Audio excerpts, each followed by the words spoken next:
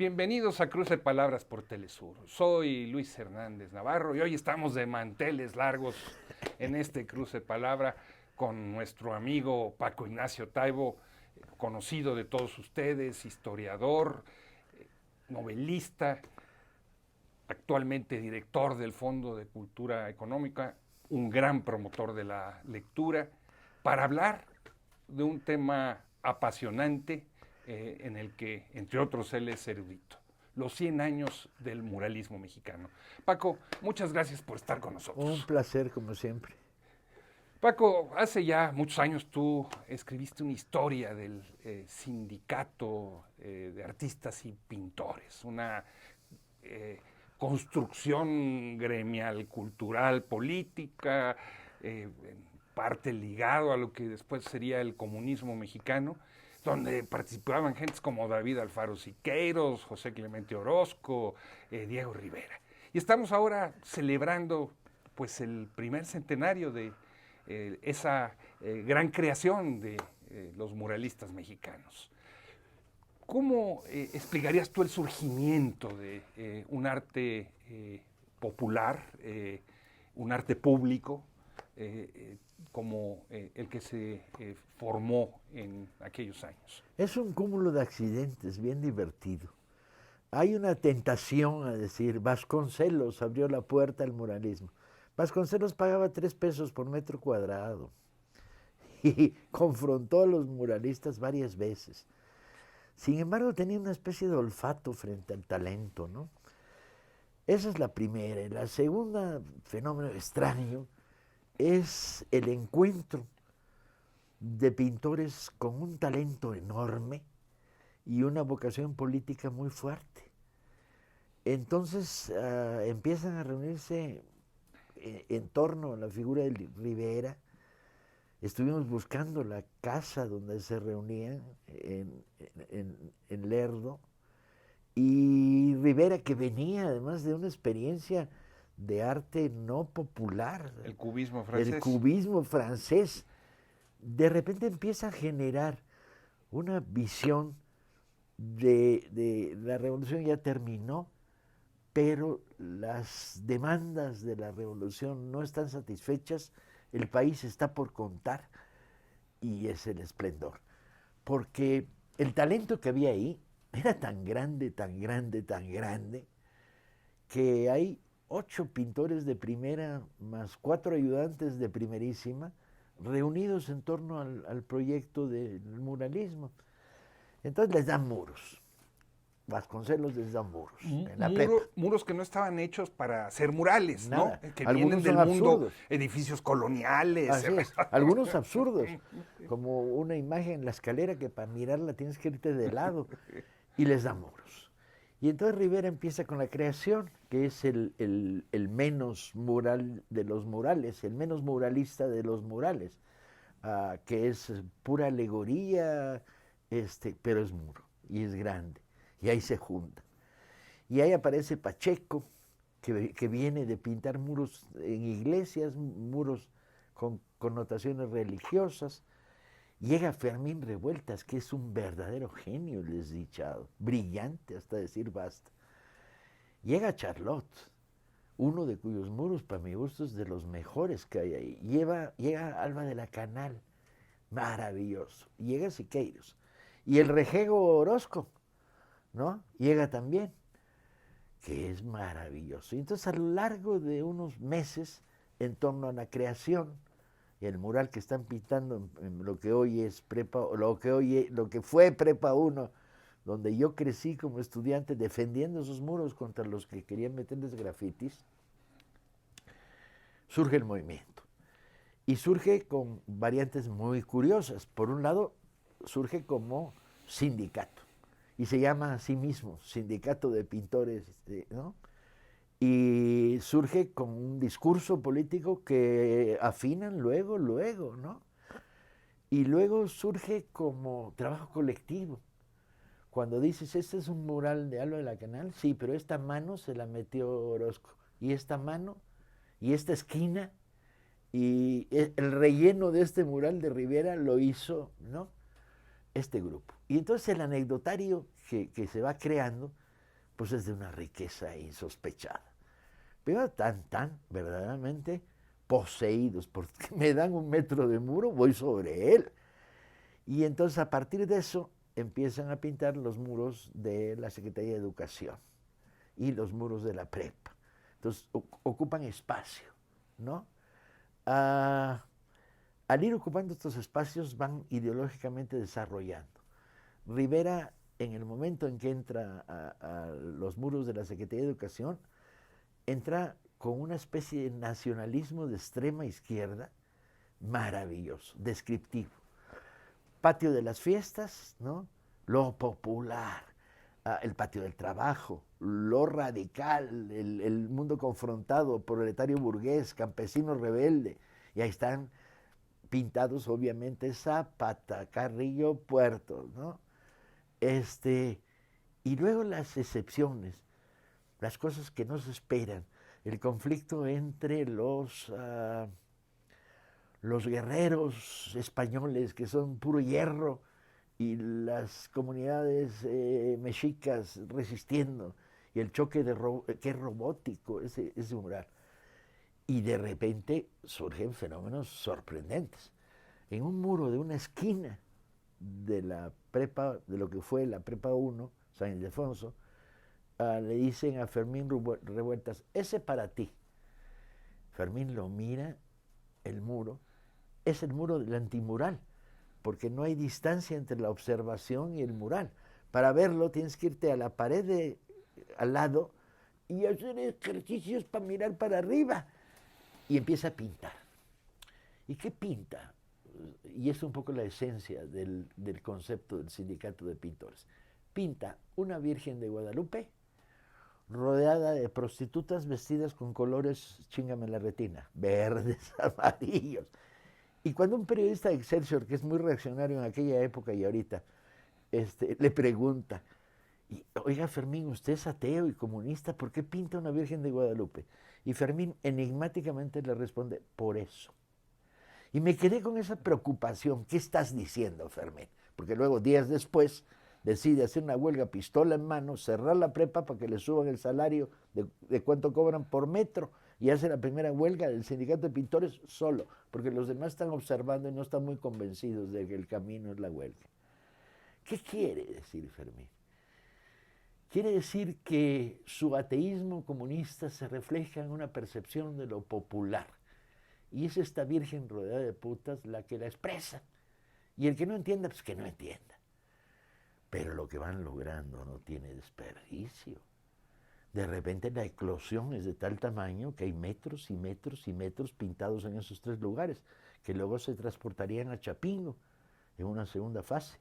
Y luego en la segunda fase entra Orozco con los murales del segundo y el tercer piso, que son el no va más.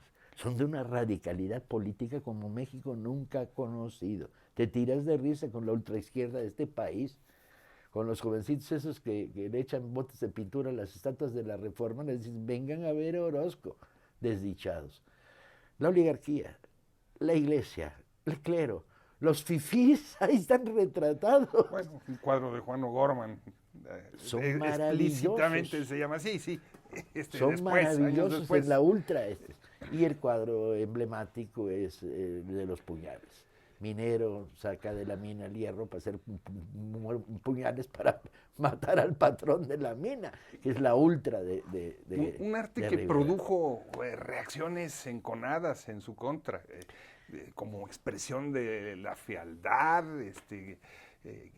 que demandó por parte de grupos estudiantiles que se corriera a esos pintores, que fue interviniendo esos murales para que no se viera El sindicato la blasfemia. Pintaba con pistola a la cintura. Y frecuentemente Orozco, que es el más salvaje, sacaba la 45 y a los que venían tirándoles bolas de papel mojado al mural les tiraba.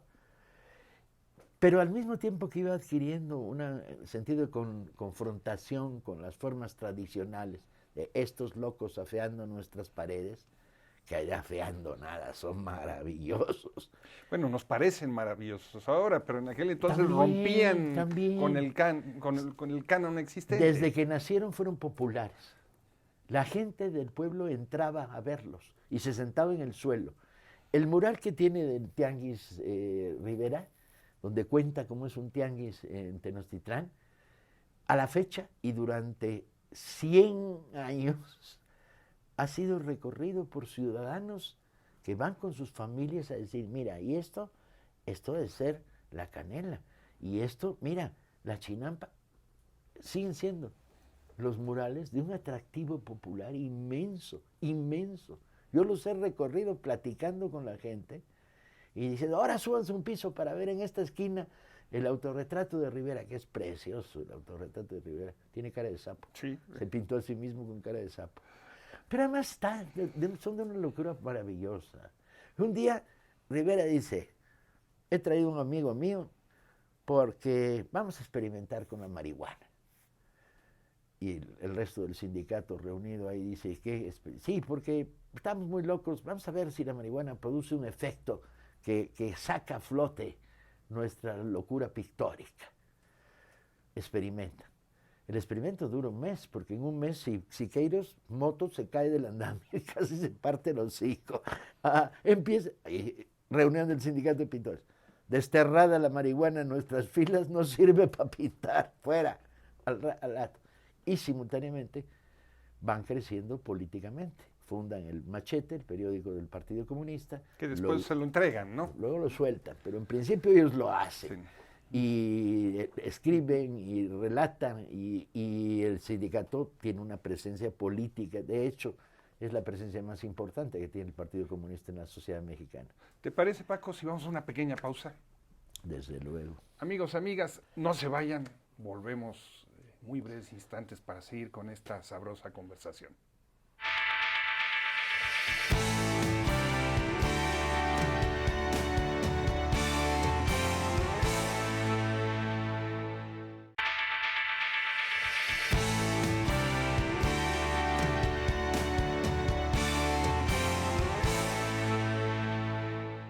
Estamos ya de vuelta en este cruce de palabras por Telesur, conversando con el historiador, periodista, escritor, actual director del Fondo de Cultura Económica, la editorial del Estado mexicano, que tiene una presencia en prácticamente todos los países de habla hispana, sobre los 100 años del muralismo en México. Paco,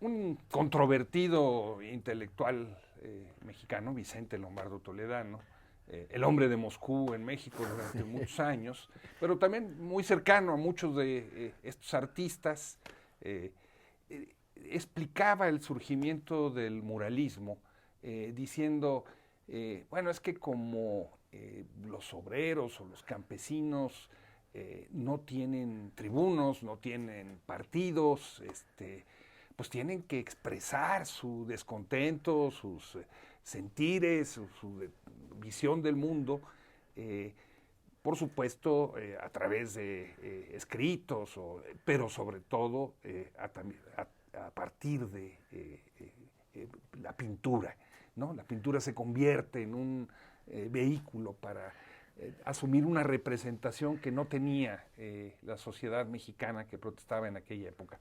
¿Tú estarías de acuerdo con esta lectura? Nunca estoy de acuerdo con Lombardo, pero bueno, lo que sí diría es que en el mundo cultural mexicano, la vanguardia literaria tardó en llegar, ¿sí? Y ahí tienes algunas expresiones de lo que llamaron la novela de la Revolución interesantes. Los de Abajo, de Azuela, los cuentos de Muñoz, la jefa de todos ellos, la más brillante narradora de la Revolución, que es Nelly Campubello. Ahí está. Pero la verdadera vanguardia eran Rivera y sus chicos, el sindicato de pintores. Porque no solo estaban revolucionando la forma de pintar, sino la conversión de la pintura en un instrumento narrativo pedagógico. Cada mural es una historia a ser contada, ¿no? y te sientas frente a él, caminas la escalera de ladito para poderlo ver en San Ildefonso, y ¿qué hay aquí? ¿Qué está contando? Llegas a la trinchera, el mural de Orozco en la planta baja, y a mí me dan ganas de rezar. Yo soy un ateo beligerante, pero esa es la versión más cara de la revolución derrotada. La cruz con los cuerpos de los campesinos. Nadie ha podido contar la historia de una revolución derrotada como ese mural de Orozco. Y bueno, los del piso de arriba no te acuerdo, ¿no? Pero Rivera mismo, que tenía una dote pedagógica tremenda, era un narrador y nunca subordinó el talento pictórico a la narración. No eran dogmáticos para nada. Revueltas pintando a la Virgen de Guadalupe, esta loca, a los guerreros indomables de hierro, de Alba de la Canal. No eran, a pesar de su dureza política y ser hombres de la Tercera Internacional, proclamados y dichos, el talento pictórico expresado en la idea de contémosle a la gente cosas. Es fascinante. Por eso soy adicto al cómic yo, porque me gusta que me cuenten historias y que la asociación de la palabra escrita con el mural, con la pintura, con el dibujo, esté ahí. Apenas hay textos en los murales, excepto el famoso texto del poema del puñal. O de Rivera, que le pidió a Vasconcelos que borrara. Y él accedió a borrar. Ay, apenas hay texto, pero son tan explícitamente narrativos, tan violentamente. Y son educativos, porque sí. Hay una visión de que estos murales educan en una Pero visión desde de luego. la historia, pero verlos, para verlos se necesita tener una visión y elementos de interpretación. Sí, te ayuda, como todo, pero también para ver a Van Gogh necesitas saber de su biografía y sus cuadros adquieren una dimensión más profunda cuando conoces la biografía. O para ver a Modigliani y agarrar el gusto profundo por Modigliani, tienes que saber que vivió durante mucho tiempo de hacer dibujitos con los que se pagaba el café. Y entonces esta estilización tiene su origen en que rápido para pagarse el café. O saber por qué el Greco se extendía hacia arriba y hacía crecer.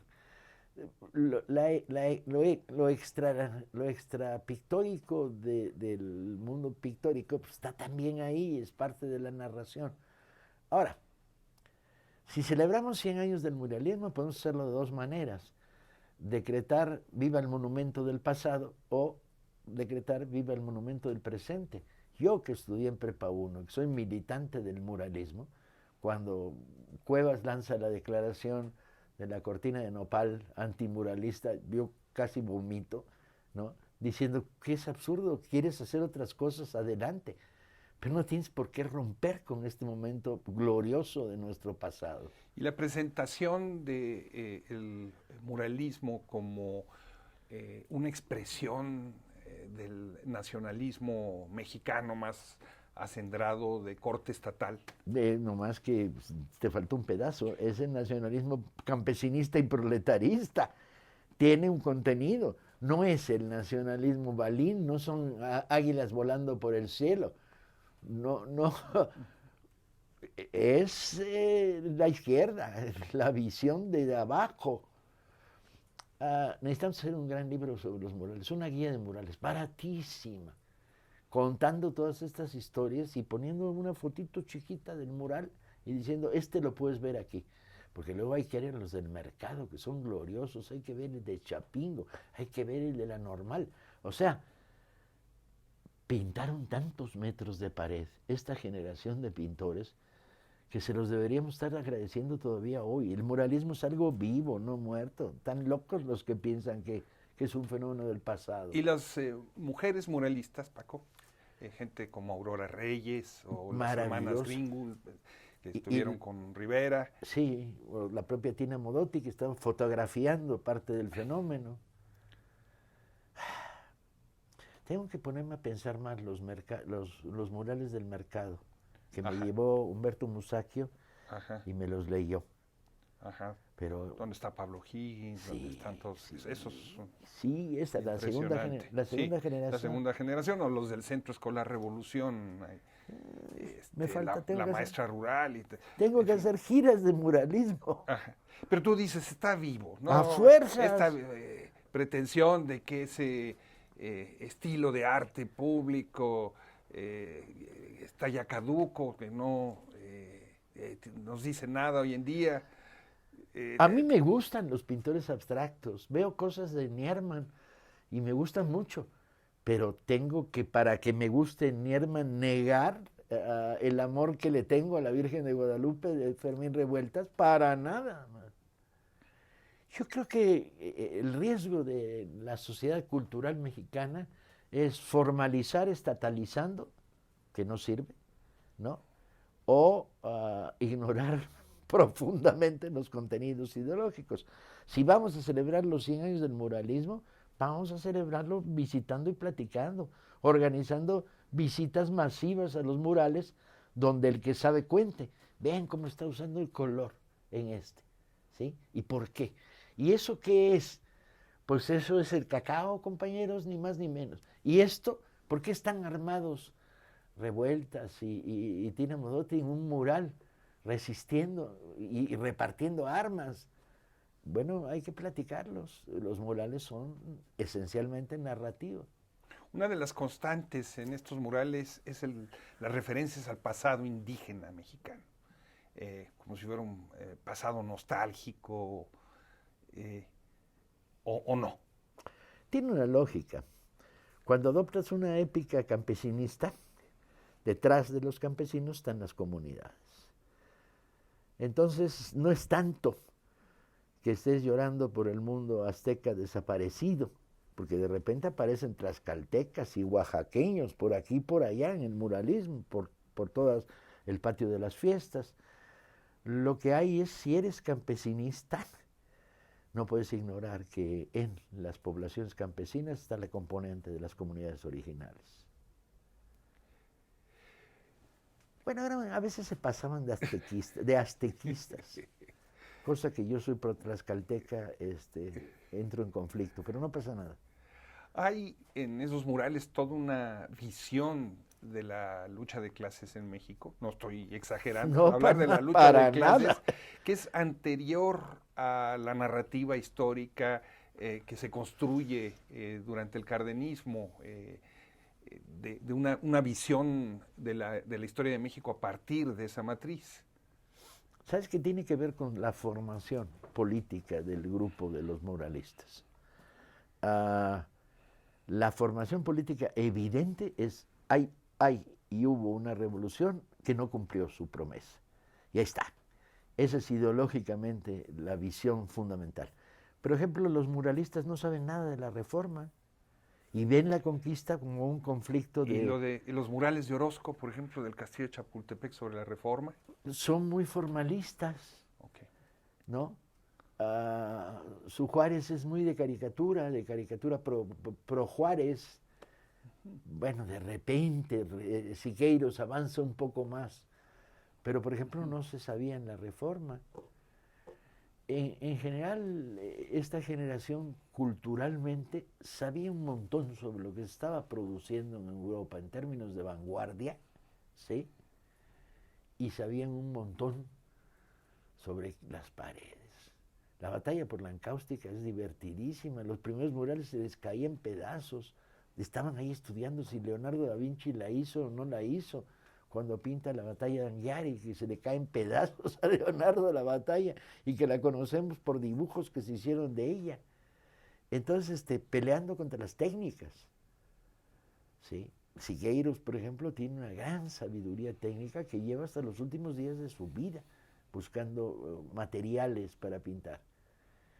Y Rivera, el manejo del color, son geniales. Aquel que abomine del muralismo de analfabeta funcional no lo bajo, fíjate. Cuando uno va hoy en día a las normales rurales, uno encuentra que los muros de los dormitorios, de los auditorios, están todos llenos de murales. Pero es muy interesante porque esto es un fenómeno que comenzó a hacerse realidad hasta la década de los 70. Sí. A partir de figuras como José Hernández Delgadillo, que digamos sería como continuador de ellos, al que tú conociste en el movimiento. Estuve con mi brocha en la mano pintando al lado suyo. Paco, quédate quieto, nomás rellena de lo que yo te digo. Yo no me dejaban pintar porque soy muy bruto. Yo. ¿Tú ves en estos muralistas y en estos murales una estafeta en relación con los anteriores? No. Más bien creo que estamos hablando de dos momentos y dos mundos. El cardenismo revienta de nuevo la épica popular del magisterio. Uh-huh. Y a partir de eso sí hay una continuidad que construye la idea del mural como recurso narrativo. Hay de todo, hay unos buenísimos, hay unos malísimos, ¿no? La calidad es discutible, pero me importa un bledo. Hay imagen en la pared, ¿no? Hay reflexión.